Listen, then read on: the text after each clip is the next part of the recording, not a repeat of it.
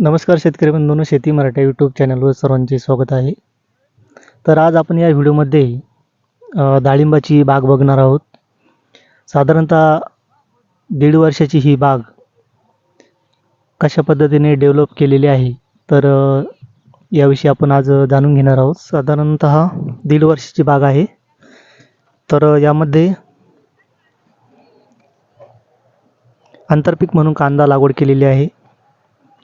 तर ही बाग आहे मालेगाव तालुक्यातील.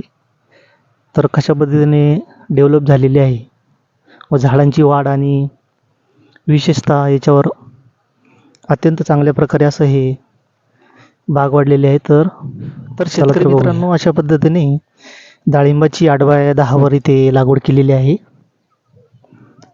तर या 2 रोपांमधील अंतर हे 8 फूट, तसेच 2 ओळीमधील अंतर हे आपण 10 ते 12 फूट ठेवू शकतो.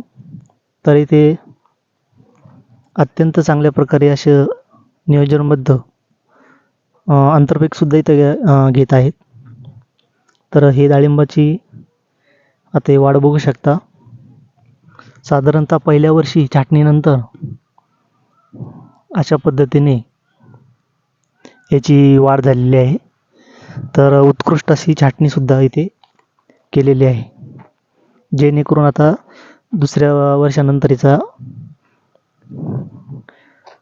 डाळिंब याला येतील समज. तर दुसऱ्या वर्षी डाळिंब धरण्यासाठी अशा पद्धतीने आपल्याला नियोजन करावे लागेल. तर डाळिंबातील भगवा, गणेश अशा विविध जाती आहेत. तर ही तुम्ही भगवा जात आहे ही व्हरायटी. तर आता तुम्ही इथे बघू शकता 4 एकर शेत आहे. अत्यंत चांगल्या पद्धतीने नियोजनबद्ध अशी लागवड, तसेच याचे व्यवस्थापन केलेले आहे.